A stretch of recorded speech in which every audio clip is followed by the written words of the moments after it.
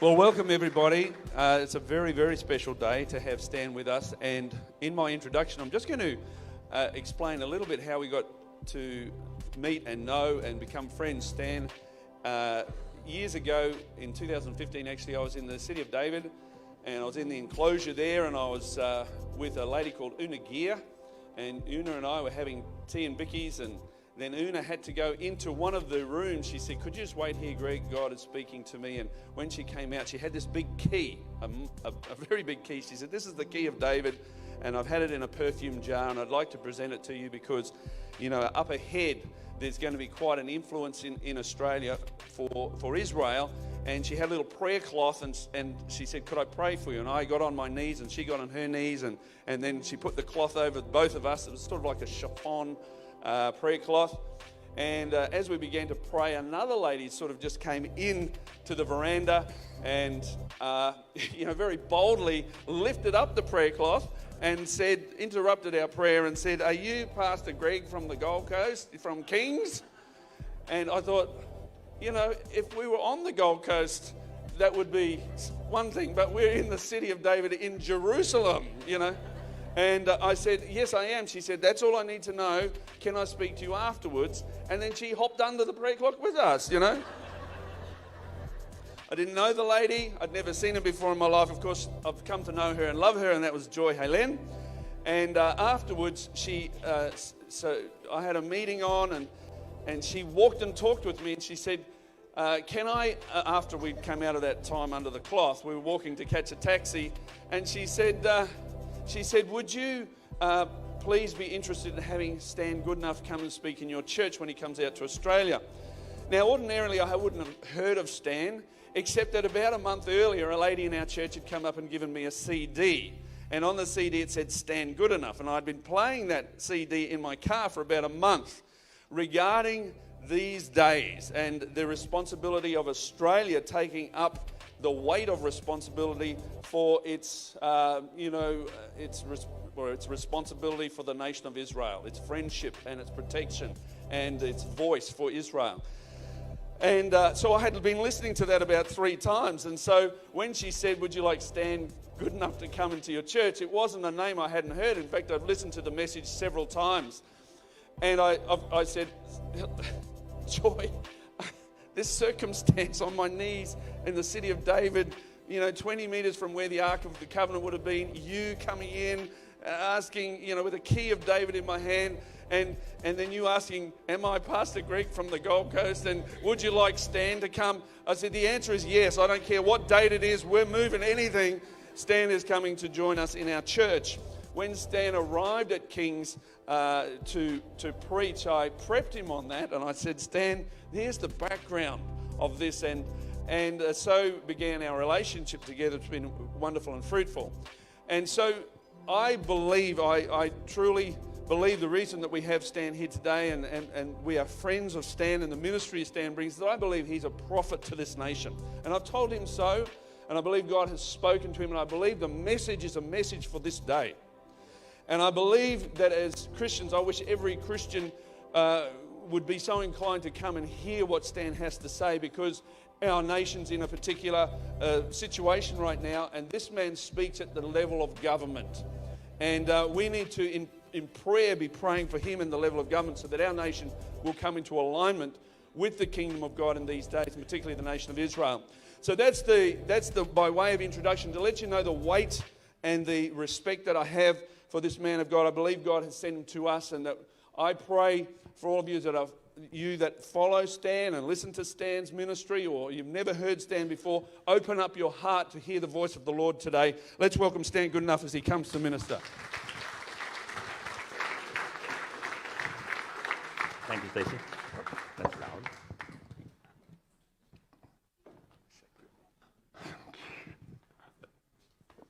Okay, great. Thank you.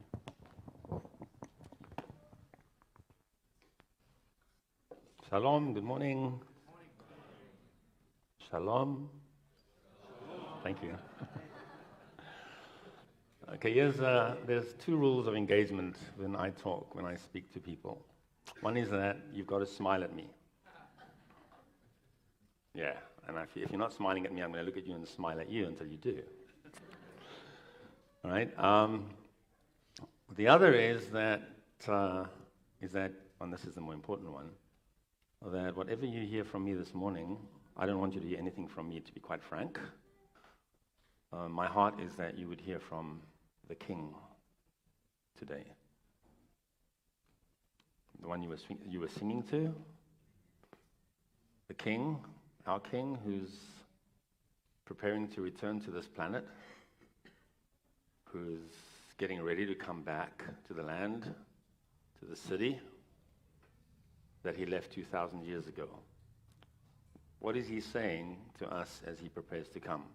What he's saying to you individually is between you and him. He knows your hearts, he knows your personal circumstances. I trust that everyone here has an intimate relationship with him, and you are walking with him, and you are growing in the knowledge of him.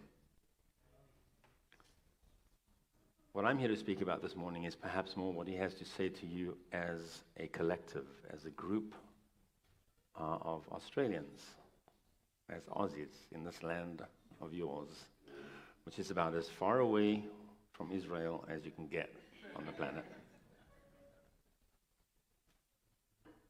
Before I say anything further, I want to read 3 passages from the Bible. Although perhaps just a quick couple of lines of introduction. I'm a journalist by training, and I'm a tour guide. Before that, I'm a high school dropout. Full disclosure, I do not have a degree in theology. I've never studied at seminary. You're not going to hear this morning from a man who has spent years wearing a dog collar. I'm not a preacher, and I'm not a certified theologian. I'm a son of God, as you are, and daughters. The Holy Spirit is our teacher. There's one basic source of knowledge for all of us, unshakable truth, and that's contained between the covers of this book. You know what this book is? The Bible. My Bible begins in Genesis and ends in Revelation. No part of my Bible is old. No part of my Bible is old. Jesus never read the New Testament. Really? Yeah. And God never, nowhere in the pages of this book are we told to refer to the Bible that Jesus spoke of as his word, as his Father's word, as the truth, are we told to refer to it as old. And so I shan't this morning. I'm going to simply be reading from the Bible, his word. I'm going to read 3 passages. One has to do with the greatest event of our time, and that is the physical restoration of the Jewish people to the land of Israel. Number 2 has to do with our nation's responses to that. How are our nations relating to the fact that the Jewish people are back in their land? And how does God feel about the way our nations deal with them, with Israel? And number 3 is, at the heart of the land of Israel is a city called Jerusalem. God has some very specific words to say about that city. It has a prophetic purpose. It has a prophetic past, which is today, of course, historic, but it has a prophetic and profound purpose. Not least, the purpose being that it is the place where the throne of the Son of David will be established. Our King is coming to that city, which for the last 30 years has been my hometown. Let me just read a few verses relating to his restoration of his people to their land. This is from Amos chapter 9. Beginning of verse 11, God says, "On that day I will raise up the tabernacle of David, which has fallen down, and repair its damages. I will raise up its ruins and rebuild it as in the days of old." And from verse 14, "I will bring back the captives of my people Israel. They shall build the waste cities and inhabit them. They shall plant vineyards and drink wine from them. They shall also make gardens and eat fruit from them. I will plant them in their land, and no longer shall they be pulled up from the land I have given them, says the Lord, your God." Another verse which flows directly on with that is from Jeremiah 32, where God says, Behold, I will gather out of all countries where I have driven them in my anger, in my fury, and in great wrath. I will bring them back to this place, and I will cause them to dwell safely. Safely. They shall be my God, and I will be their people. Then I will give them one heart and one way, that they may fear me forever, for the good of them and their children after them. And I will make an everlasting covenant with them, that I will not turn away from doing them good. But I will put my fear in their hearts, so that they will not depart from me. Yes, I will rejoice over them. Yes, I will rejoice over them, to do them good. And I will assuredly plant them in their land with all of my heart and with all of my soul. It's the only thing in the entire Bible, by the way, that God says he will do with all of his heart and with all of his soul. Plant his ancient people back in their land. How will the nations respond to this? How have the nations responded to this? By ganging up on God. They have. By ganging up on God, the nations where the Jewish people wandered for 2,000 years, the nations that hated them, persecuted them, tried to destroy them wherever they went, the nations which preceding their dispersion among the Gentiles, those nations to which the gospel went out into, those nations who received their gospel, their Bible, their Jesus from that people, from those people, from that nation. In those nations, the Jews were hated and still are, targeted for destruction repeatedly until barely any were left. And if God had not stepped in, they would have all been done away with. That's something that Jesus spoke about prophetically, and it's something that history has shown to have been truth. He gathered them back from those nations, and beginning in 1882, he began to bring them home. And they have come from 120 different countries, and they are back in their land. And 71 years ago, this incredible miracle happened out of the darkest moment in 2,000 years of dark moments. Out of the Holocaust, they came back home. And it wasn't an easy return when they landed, still skinny from the deprivation, the starvation that they had experienced in the camps of Dachau and Auschwitz. They were given rifles and told, we got to fight for our land.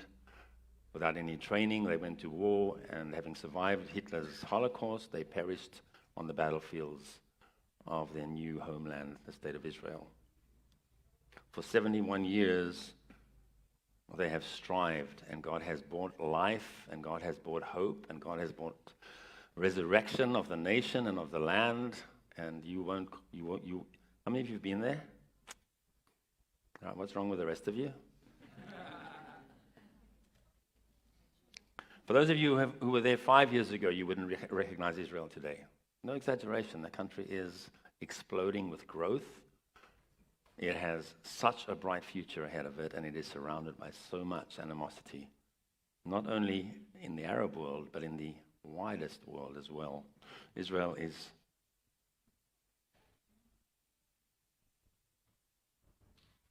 condemned and criticized almost every week in some part of the world. How does God feel about the nations and how they relate to the Jewish people and to the land of Israel? He says these words in Joel chapter 3 very strongly. He says, for behold, in those days and at that time, what days?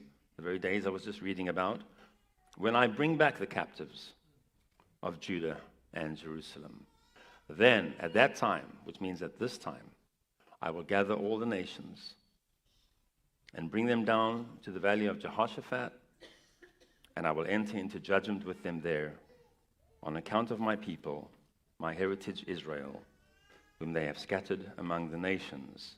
They have also divided up my land.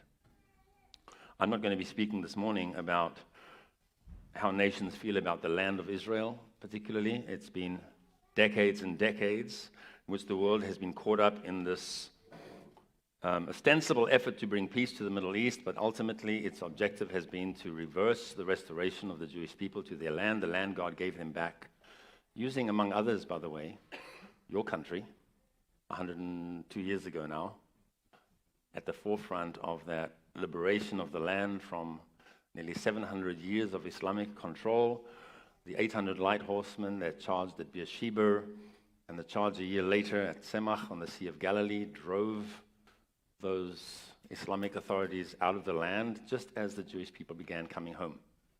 In response to that, the mayor of the city of Beersheba said to your ambassador a few years ago, David Sharma, he said, if it was not for Australia, there would be no Israel. And if you don't know the history of the relationship between your land and Israel, you're missing out on one of the most incredible components in your national history. I would say the most important one of all. You should know. You know, when God looks at the world, he doesn't see Jews, Americans, Australians, South Africans, Chinese. He looks at the world and he sees Israel and he sees the nations. And every single nation is related to by God and dealt with by God in response to the way they relate to what he calls the apple of his eye. Get this. Get it good. Israel is the apple of God's eye. That means when God looks at the planet. Remember when they were coming out of the wilderness, and Moses said to them, the land you're going into is not like the land of Egypt, out of which you have come. The land you're going into is a land for which the Lord your God cares. His eyes are on that land from the beginning of the year to the end of the year. And you want to say, yeah, well, his eyes are on everything from the beginning of the year to the end of the year. Yeah, they're on Australia. Yes, they are. His eyes are on everything. He sees everything. But he singles out this little slip of land that can fit 5 times into Tasmania, a tiny little land. And he says, I'm watching that land day and night, every single day of the year. If it's the apple of his eye, the nation and the land, and you cannot separate them, then it is the very center of God's view. Our God. Your God. If it's not the center of your view, if Israel is not at the very center of your view, you are squint. You're not looking through the same eyes that God is looking at when he looks at our planet. Look at this book. This book has a few pages that are not about Israel. That's Genesis 1 to 11. The rest of this book is all about Israel. Get that. Our Bible, the Word of God, which he prefers above his own name, is focused on one nation and one land, which was at the center of the plan of redemption when he called out Abram and he said, go there. And just chill, those of you who are starting to get a bit antsy already. I know the Bible doesn't say, for God so loved Israel that he sent his only begotten son. It says, for God so loved the world.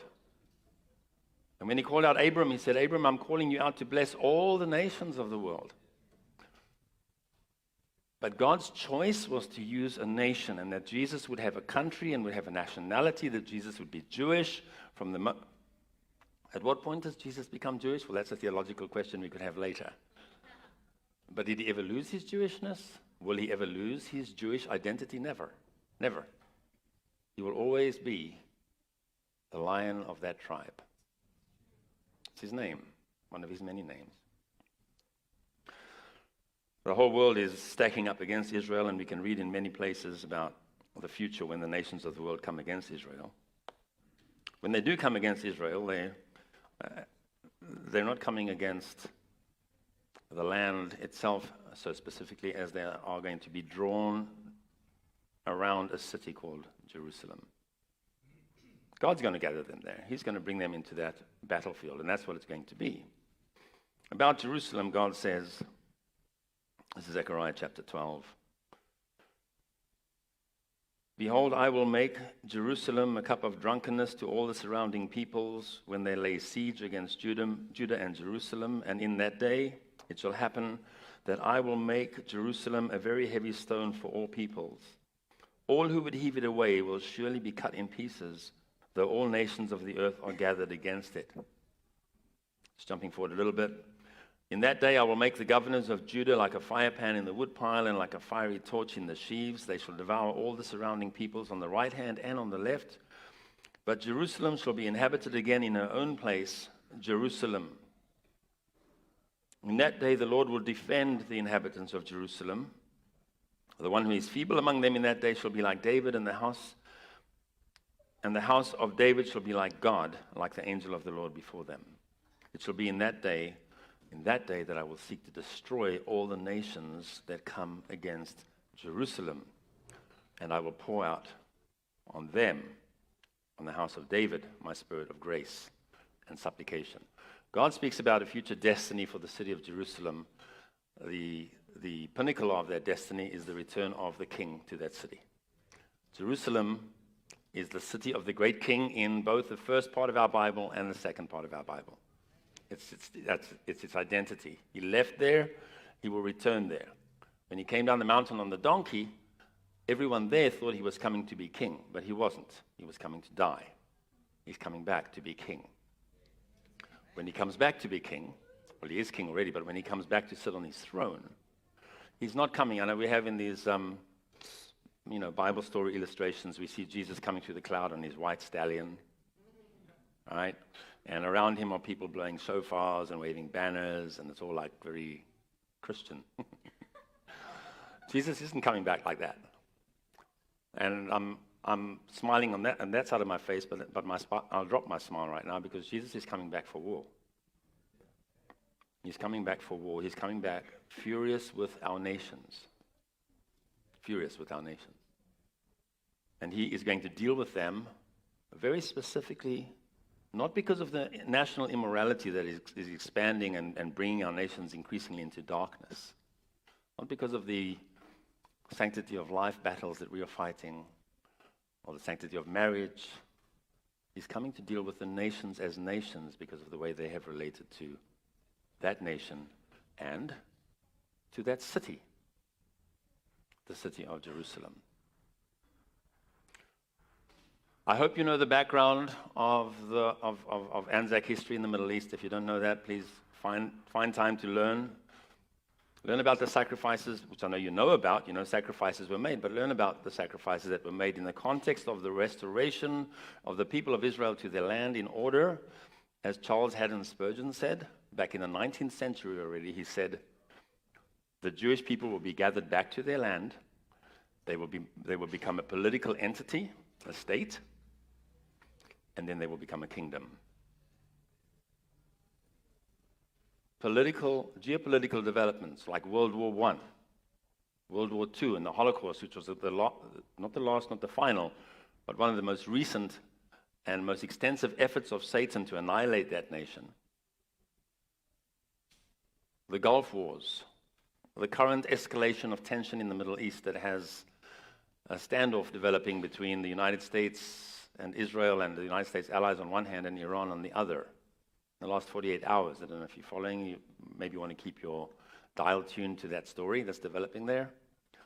The threat this morning that was published in the Jerusalem Post, interviews with members of an organization called the Hezbollah, which is an Iranian-backed organization in Lebanon, which is aiming 150,000 missiles at Israel, and said in this interview this morning, we're waiting to strike, and we will strike the first blow this time. Israel's on the edge of war and has been since its creation, its recreation. But those are geopolitical events that most Christians tune out of. I don't want to get into that. That's politics. We're waiting for our Jesus to come back. Hallelujah. It's all going to be... When he comes back, yes, he's coming to take hold of Satan and put him in that pit for 1,000 years as he rules and reigns. He's going to set up an administration in the city of Jerusalem. The place of his throne is a place known as the Temple Mount. When he sits on that throne and he begins to govern the nations of the world, he will rule over the nations of our world with a rod of iron. In other words, with authority. He will have to keep them in line. When he sits on Jerusalem, when he sits on the mountain in Jerusalem, in his palace, which is interestingly the Hebrew word, one of the Hebrew words for the word temple, when he sits there on that mountain, and he looks out over the nations of the world, many of those nations will no longer be in existence. Those that survive the war that he's coming to fight against them will have to come up to Jerusalem every year, send representatives to Jerusalem every year to keep the Feast of Tabernacles. If they don't, their lands will not get rain. They will go into drought. His governance is coming. The king is coming. And for those of us who are in his kingdom, we will rule and reign with him, and it's going to be glorious. But we're not going to sit in parks under willow trees strumming harps. That's not what lies ahead, ladies and gentlemen. There's government. The government will be upon his shoulders. The Prince of Peace is coming to set up his kingdom. And we are invited to be a part of that, both individually, but also as nations. Because some nations will survive. There will be some that still exist. So what am I talking about? Where is this guy coming from? Mars? On Thursday afternoon at 12:30. Now, first of all, let me quickly go into my background so you understand who I am and who I'm not. I have some Australian blood. My father's maternal great-grandmother came from Adelaide. She married a man from the North Island of New Zealand, so I have a bit of Kiwi blood in me as well. In the other line, missionaries from America, from the United States, settled in South Africa. Excuse me. And that's my bloodline goes back through the United States via the Mayflower to England. I was born in the mission field. I'm Gentile from top to bottom. I've done the spitting test. No, I haven't. But I don't believe I have any. I don't believe I have any Jewish blood in my veins. It doesn't trouble me. I'm not. I don't feel disadvantaged. I have the blood of the Lamb. I don't need any other blood. I'm South African. I've lived in Israel for 30 years. I went to Israel with a backpack. Still have a backpack. But I also have a wife and 7 kids born to me in Israel, in Jerusalem. Gentiles. My wife is Gentile. She's Czech. Her name is Francesca. She's from Prague. Our 7 children are Gentiles. That means that they're not recognized in Israel as citizens, even though they were born there. About 14 months ago, 3 of my children became full citizens of the state of Israel. So I'm a Gentile South African with Israeli children. Next month, my oldest son, Joseph, is getting married to a Jewish girl named Ruth, which according to Jewish law means that I'm a Gentile South African with Israeli children who will soon have Jewish grandchildren.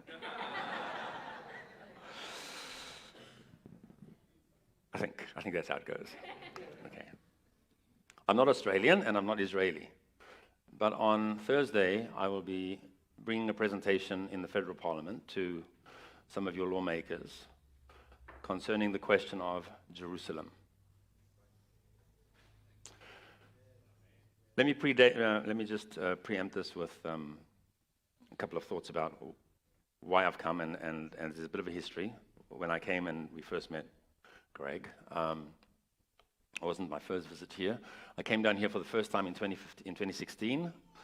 I came here in response to the words of that mayor in Beersheba to the ambassador from Australia. If it wasn't for Australia, there would be no Israel. At that point, nations were lining up and competing with one another to recognize a state called Palestine. A state called Palestine. I'm a tour guide, and when I take people around Israel, and please come and let me guide you around. I don't guide Disneyland, I guide God's land. It's an amazing, your faith, once you've been there, your faith will never be the same again. The horizons of your understanding of what God is doing will be blown out of beyond your imagination. It will deepen, it will root you, it will excite you, it will galvanize you. Come walk where Jesus walked, come see the land where he was, which is also the land to which he's coming back. Come and see what's being prepared, the stage that's being prepared for the coming of our King. Yes, come if you can. And if you think you can't, ask him. Tell him, Lord, I'd like to see your land. So when I guide people around Israel after a few days, they often say to me, well, we've seen Israel, now can we please see Palestine? And I say to them, sorry, there's no such place. And they say, oh, yes, there is. And I say, well, there isn't. Oh, yes, there is. No, there isn't. Back and forth a little bit. And then they say, listen. And they get exasperated. They say, listen. Everyone knows there's a Palestine. 136 member states in the United Nations have recognized the state of Palestine. The news talks about Israel/Palestine. Everyone talks about Israel/Palestine. I don't know if you heard, but in an election that took place recently in the month of May, there was a political party in some country where kangaroos hop around with, which was saying, when we win the election, are we going to recognize Palestine? There is obviously a Palestine. Everybody says there's a Palestine. Well, that doesn't matter. Everybody says there's a Palestine. Everybody said that the emperor's clothes were beautiful, but he was stark naked. Doesn't matter. There is no state called Palestine, neither has there ever been, and in my understanding, there never will be. So what is this? what's happening? Why in 2016 are nations recognizing Palestine? And why am I concerned about Australia's role? Because I've understood since I moved to Israel as a journalist covering the relationships between nations, primarily the United States and Europe, on the one hand, and Israel on the other, that nations have an enormously important part to play in Israel's modern-day existence, the fact that it does exist, and that the nations of the world are increasingly in danger of coming against and finding themselves fighting against the plans and purposes of God for that nation. Australia had, as I began to learn, had been very positively, gloriously used in a way to bring blessing by preparing the way for the kingdom of God. Your 800 light horse men that charged at Beersheba were preparing the way for the coming of the kingdom. Get this. Don't do what Gentiles do. What we Gentiles do, we Greeks, our Greek thinking, we separate the spiritual from the secular. There's no separation. God works through nations, he works in wars, he works through presidents and prime ministers. That's God's work, and it's all leading in one direction, and that's to the coming of the king. What's happening in that realm is as much as important concerning our eternal future, our destiny, as you're gathering in this place this morning. And the life groups you're setting up and everything else. It's not something on the side. Get this. And if you don't get it, then go to God. You know, I think I said that at the beginning. That's my heart's desire. Go and ask the Holy Spirit, what are you saying? What is this? Is this you? Or is that guy wacko? Is he out there? Is this really something that we here on the Gold Coast, 14,000 kilometers away, should be involved with? Does it affect us? Will it affect us? Yes, it will affect you. It's affecting you already. You had such a close call on May 18th.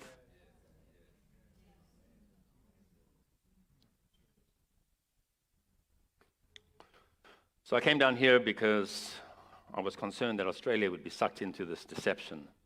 And I just felt driven by God to come and speak to Christians, not to politicians. I'm not an Australian. Why would they give me the time of day? But to believers across Australia. You are the salt of the earth. You are the salt of Australia. If Australia is rotting, if there's a smell of putrefaction in the air, if a country that 100 years ago was 80% or 90% Christian is today maybe 20% Christian, if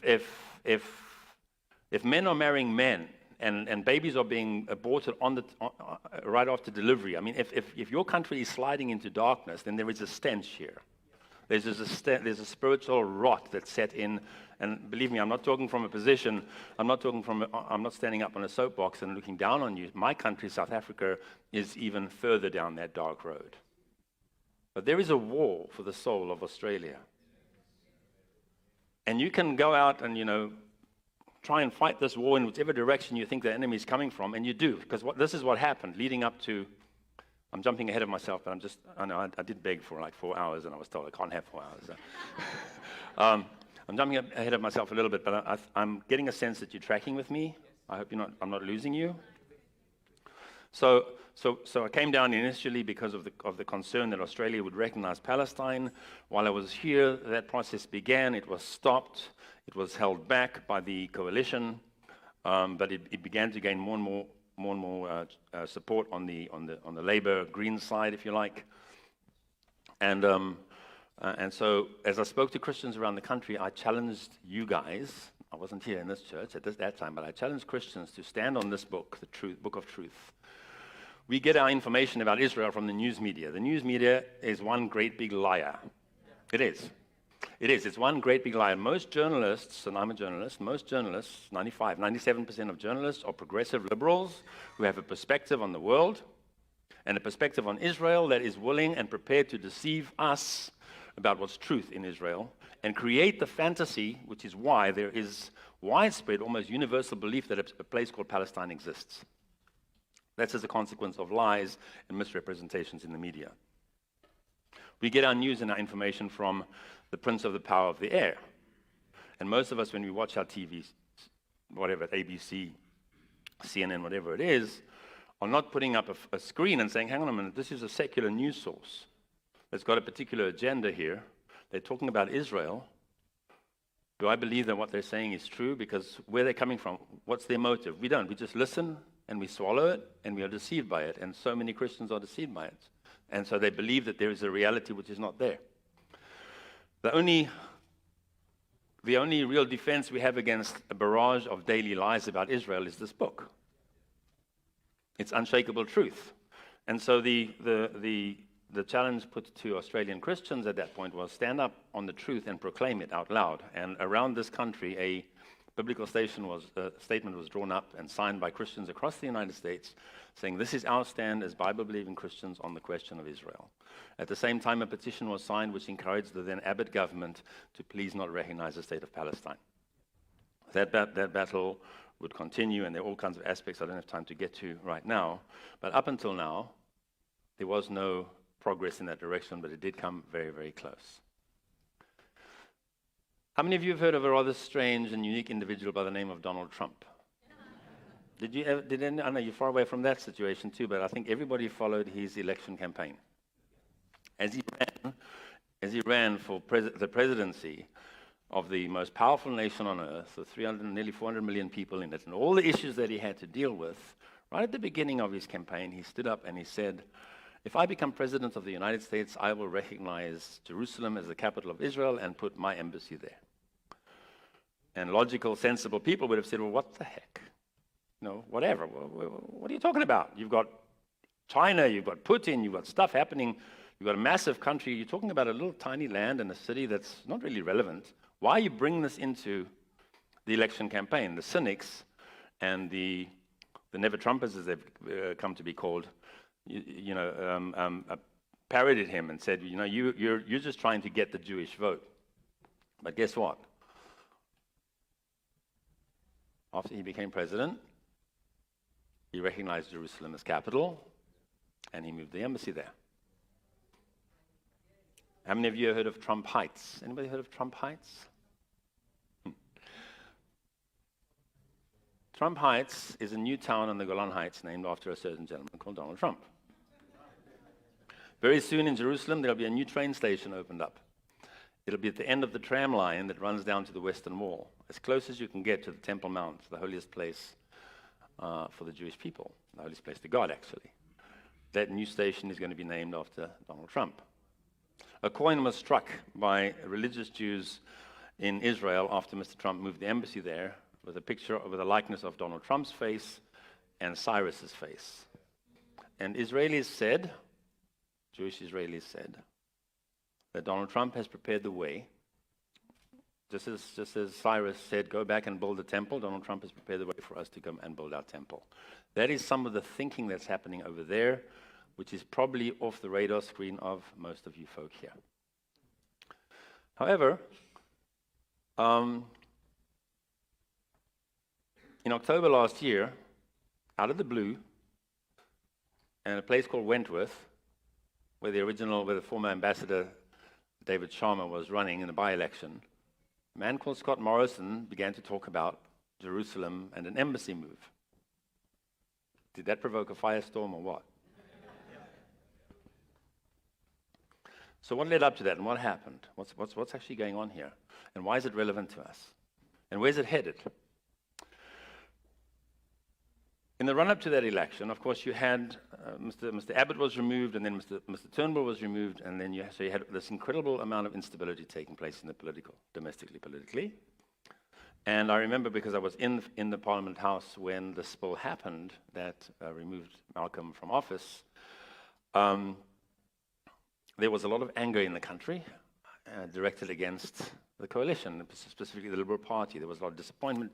The word disgust was being used, not by the left, but by more conservative thinking Australians, because it was chaos. It seemed to be chaos was at work.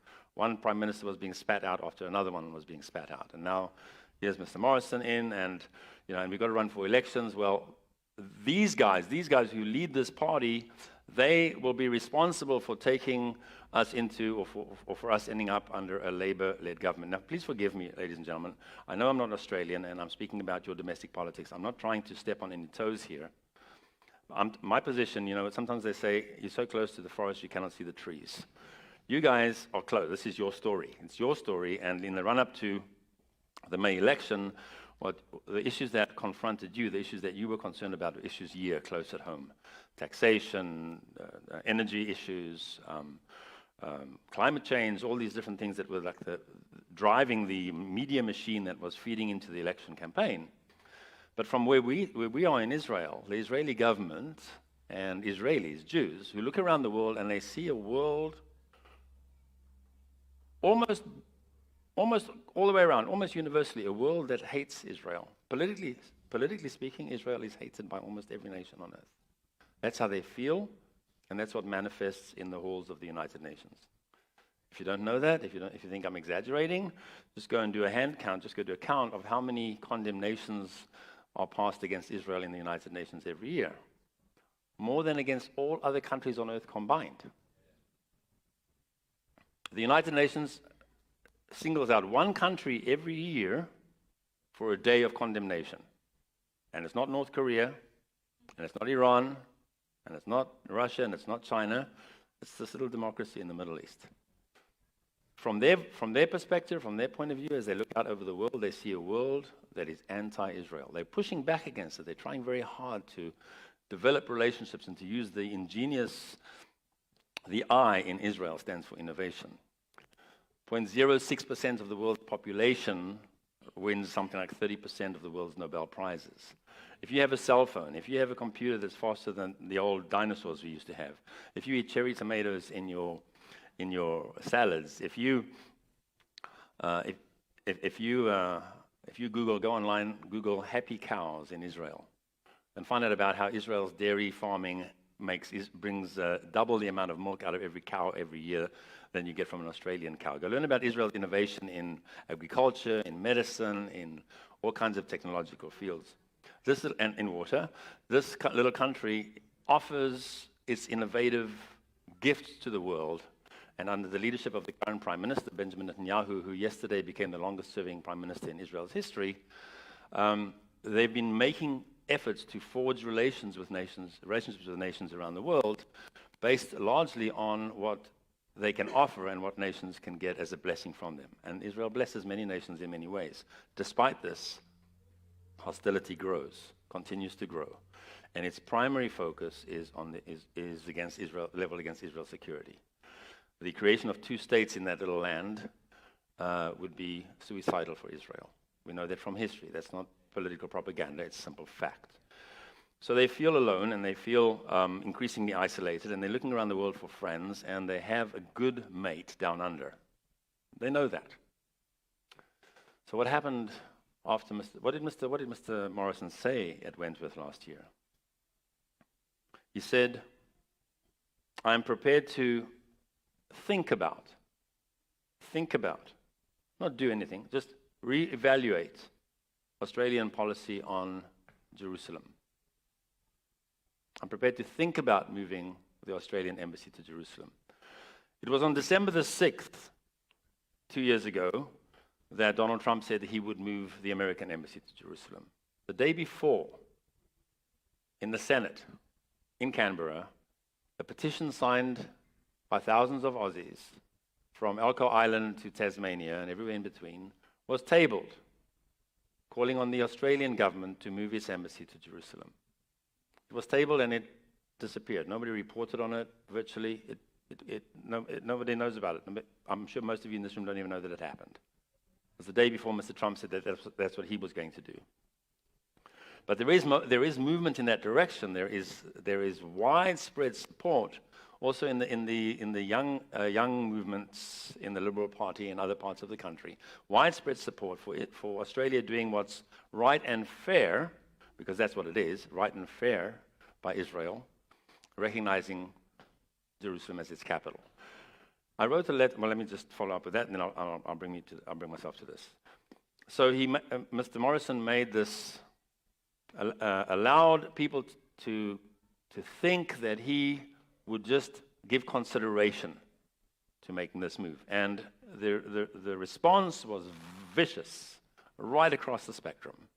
And the cynics were out there as well, saying that he was just trying to help David Sharma get in, and everybody had a hissy fit, and people were saying, well, that's it. I mean, the man's blown it. Now we're really going to see the coalition basically shipwreck on May 18th at the elections. But as soon as he mentioned Jerusalem and the embassy, Israel sat up. and began to focus on your election campaign. And waited for him to come out and say, well, what are you going to do about it? Because he said he'd release a statement before Christmas of last year. He did. He came out and he said something. He said, Australia will recognize West Jerusalem, and we will not move our embassy there. We'll leave that for the negotiation process that's continuing, called the two-state solution idea. There was a groan in Israel. Jerusalem has always been a united city.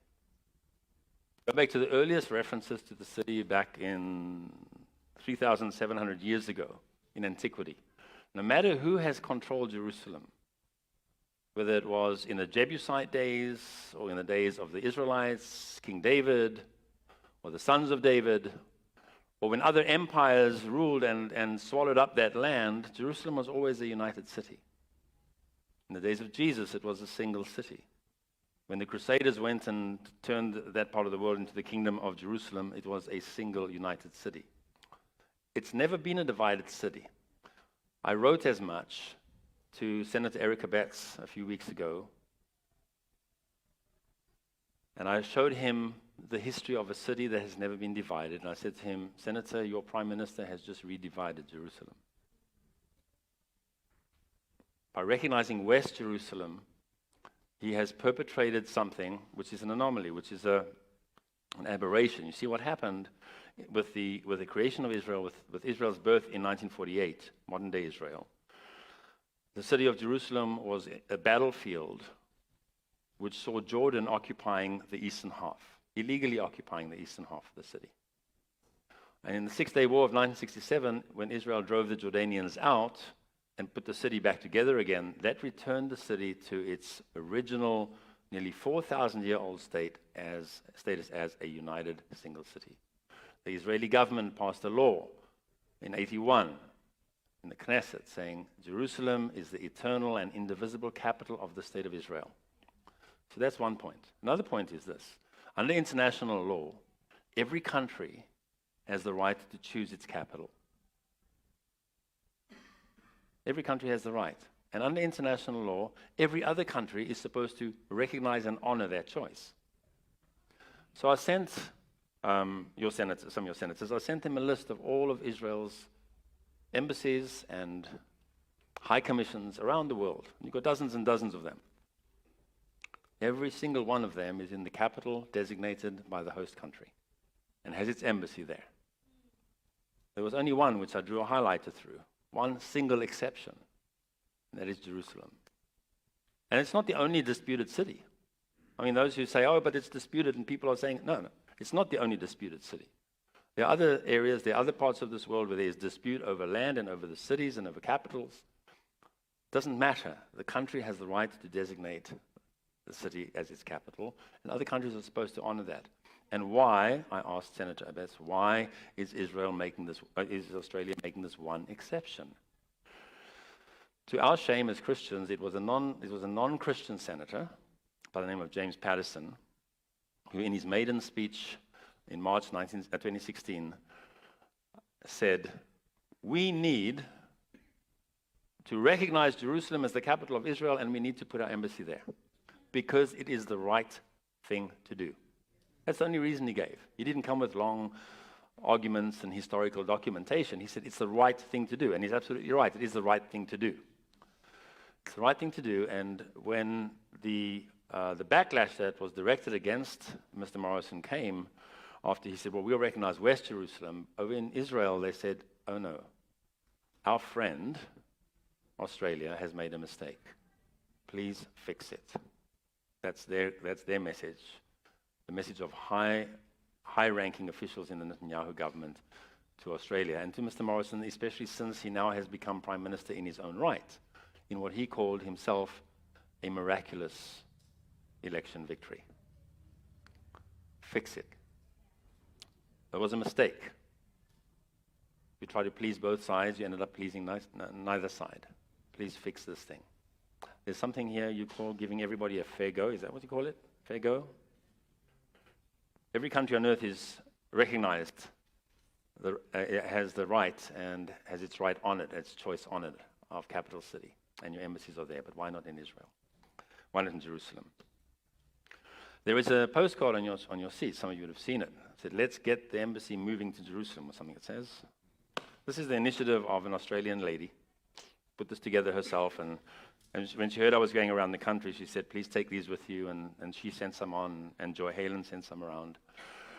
Calling for Christians who, in 2016 and 2017, signed onto a petition, pleaded with and asked the government, your government, not to recognize Palestine at the expense of Israel, not to go down that road.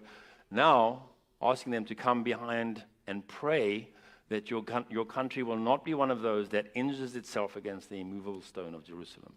By trying to shift Jerusalem, by trying to make Jerusalem accommodate the political aspirations of a group of people that are actually Israel's enemies and whose purpose is to annihilate Israel, to wipe out the Jewish people, to remove them from all of the land, Australia aligns itself with an enemy of Israel who is opposing the purposes of God.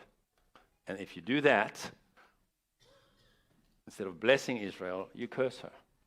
If you stand with Israel's enemies, you curse Israel. If you curse Israel, God will curse your country.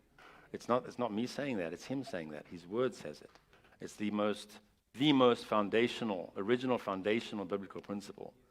And look through the whole list of history of nations, all the nations down through history. Every single one of them that has come against Israel has disappeared.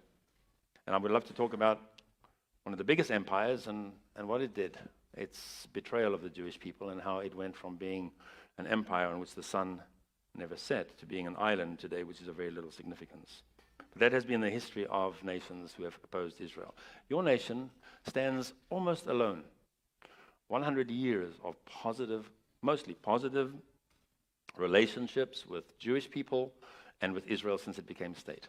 There were a few, blots in the copybook. There were some mistakes made, and there were some painful things done. But overall, for 100 years, since the charge of the light horse at Beersheba, Australia has stood strongly with Israel, blessed Israel. More Holocaust survivors live in your country than anywhere else on earth except in Israel, per capita. Okay, and until recently, by the way, they felt that they were living in the lucky country. They felt that they were living in one of the safest places on earth. That's beginning to change. Yesterday, Mr. Morrison, fired both barrels at the media because of efforts to smear Josh. That's his name? Say again? Frydenberg, thank you. With some idea that maybe he's got dual citizenship and he has no right to be at Mr. Morrison's right hand. And your Prime Minister called it out for what it is. It's anti-Semitism. There's no justification for that attack, he said, and I looked at the argument he made and at what's being said, and I believe he's right. Last week, a Jewish woman in Melbourne found a swastika sprayed on the front of her facility there. When I speak in synagogues in Melbourne, they have armed guards at the front door. I met a lady in Nambour a couple of nights ago who she said, we want to go to the synagogue in Brisbane, but they won't let us in there until we've had a full security clearance. There's a growing sense of unease here, and that's something that I think you should be aware of. Because how you treat the Jews in this land, how they feel in this country, will also obviously impact on how God sees Australia's treatment of his people. But certainly in the relationship with Israel as a nation, the national connection between the two has been positive and good and strong. And it's under attack. And it came down to the wire at the May 18 election when one party said, we're prepared to consider recognizing Jerusalem and putting our embassy there, and the other party said, when we win, we will immediately recognize the state of Palestine, and we will reverse anything on Jerusalem that other party has done. Far away from you, a small land, an ancient city, becomes a major issue in your elections. I believe the Labour Party people went to bed that night celebrating. I think they were eating prawns and having massages, believing they had won. All the polls said they would win. All the pundits said that the other side would lose. I've seen that before in the United States. I've seen it in Israel repeatedly, where all the experts know who's going to win, and they all turn out to be not such experts after all. But I'm going to begin to wind this down here, but I want to just drive one more thing home. But it's not the electorate that chooses who sits in the Prime Minister's chair. God raises up leaders. And in the run-up to your election, I'm on the mailing list of numerous intercessory groups in your country. And I know there was a lot of fasting, intensive prayer for Australia and for the outcome of that election. When I was here a year ago, as things were beginning to crumble right after the spill, I met with some prayer leaders not far from Sydney. And I was trying to understand how they, as they lead Australians in prayer for your country, how they saw what was happening here. And I was listening to what they were saying. They were expressing great fear, consternation, uncertainty. It's going the wrong way, they were saying. What was once a Christian nation is virtually a non-Christian nation today. And if in the coming elections, as everybody says is going to happen, if the forces of progressive liberalism become the governing forces of this country, that's it for Australia. It's done. We're done for. That's how these men who send out prayer letters and say, please pray for our country, this is how they were feeling. And I pushed them against the wall with it. I said, hang on, are you telling me really? Do you really believe? And I cleared off a small coffee table in front of us. And I said, if this table here represents Australia, which a century ago was mostly a Christian country, in that framework, in that context. Today, what you're saying is that that Christianity has kind of shrunken, and the forces of secular humanism and sinful forces really have gained ground, and they're taking over our land. And we're standing at the edge of a precipice, and we're about to be knocked off. Are you telling me that Australia is that close to its spiritual demise? Is that how you really feel? And they said yes. And so I think that if what they were expressing reflects what was felt in other church leaderships around the country that they were communicating with and they were in touch with, then really the countdown to elections in May must have been a very tense time in the heart of many, many Christians in this land, which drove them to do what we're supposed to do, get on our faces before God. Somebody said it was a close call. I want to encourage you now that moment came and that decision didn't go the wrong way and a window of opportunity has been provided. There is a word that's been coming out of Jerusalem just over the last few weeks from a 24/7 center called Sukkot Hallel. Have you been there? Rick Ridings has been speaking about how God has impressed on him that he has opened a small window of opportunity for nations, as it were a last chance for nations to make the right choice concerning that ultimate question that God will deal with the nations about, which is Israel. And it looks like, from my vantage point and from my friends in Australia that I've spoken with, it looks like there's a sense that the May 18 election opened that window of opportunity, but it's very precarious, it's very uncertain where things could go in the next 3 years.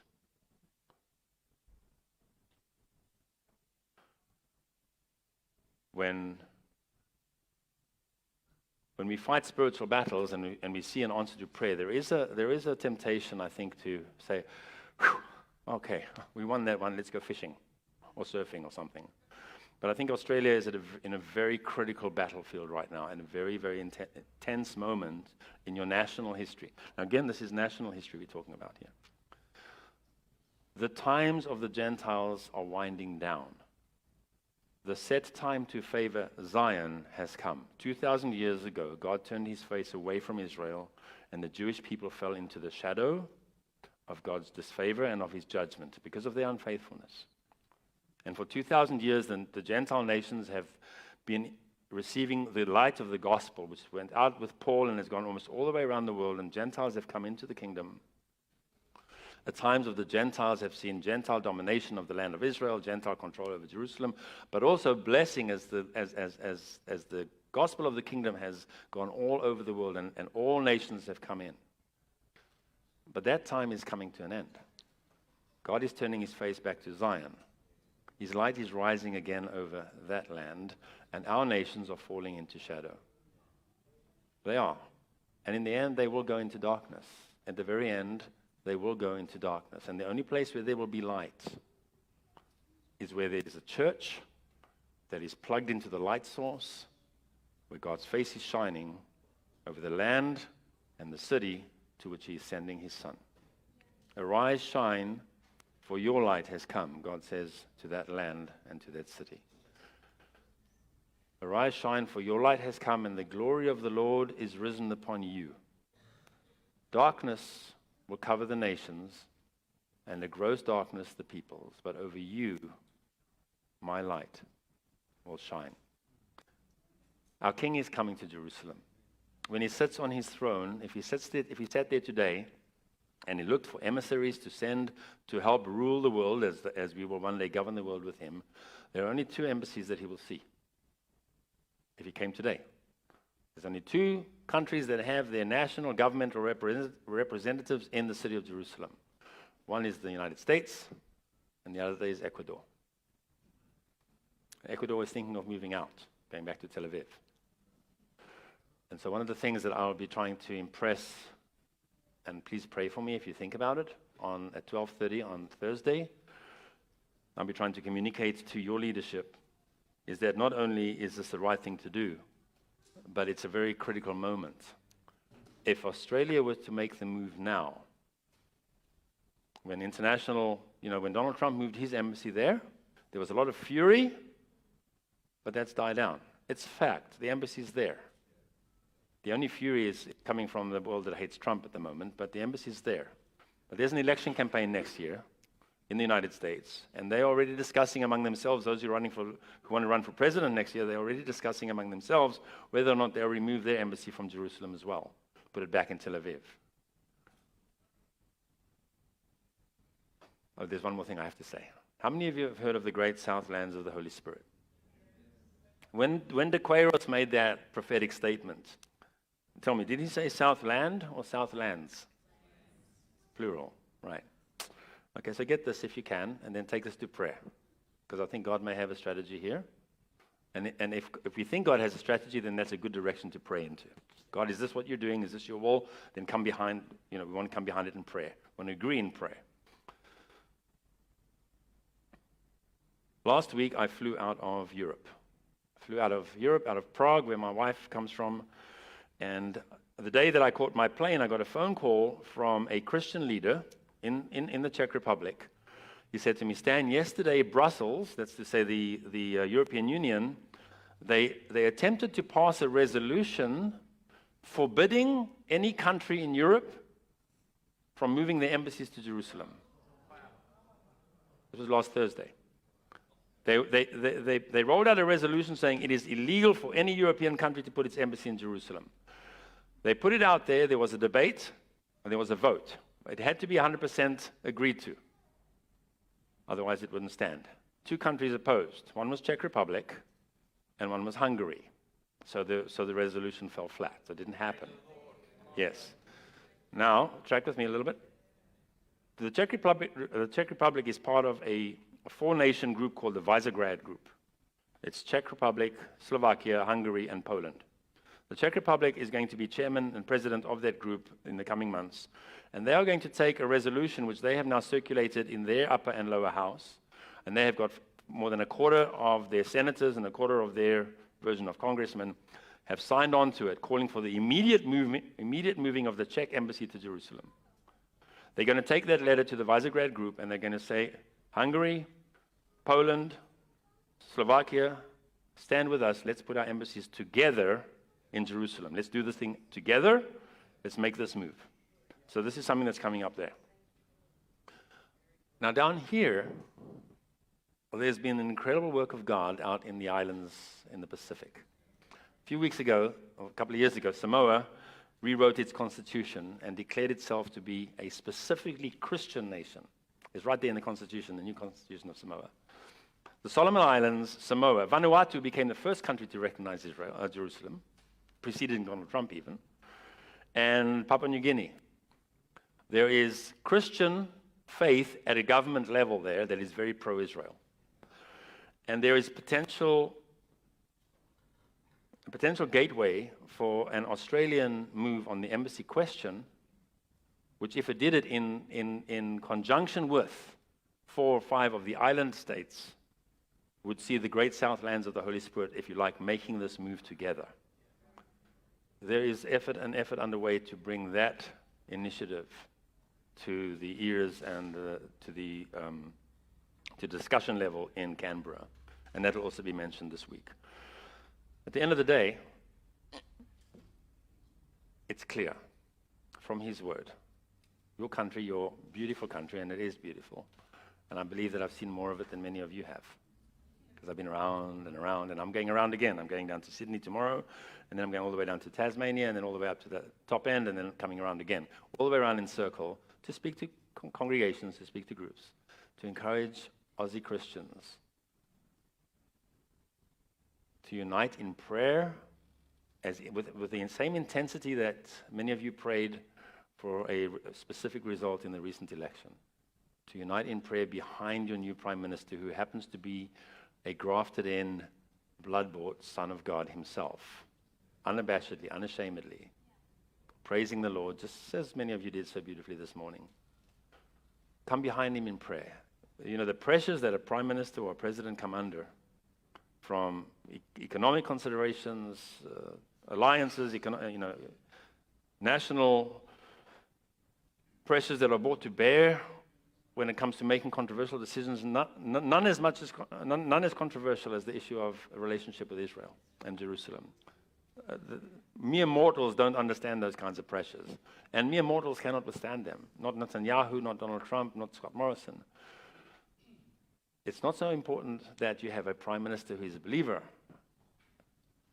What's really important is that you stand around him as fellow believers and pray a wall of protection around him, and pray that God will lead him in the right way to keep your country in God's blessing, as you, Australia, bless Israel, by withstanding every effort that would destroy her, and by strengthening her and doing the right thing, putting your embassy in the city of the great King, the city of Jerusalem.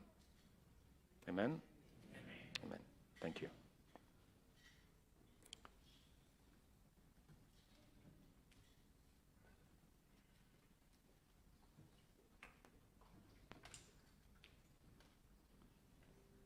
Would you just join me in putting your hands together for Stan?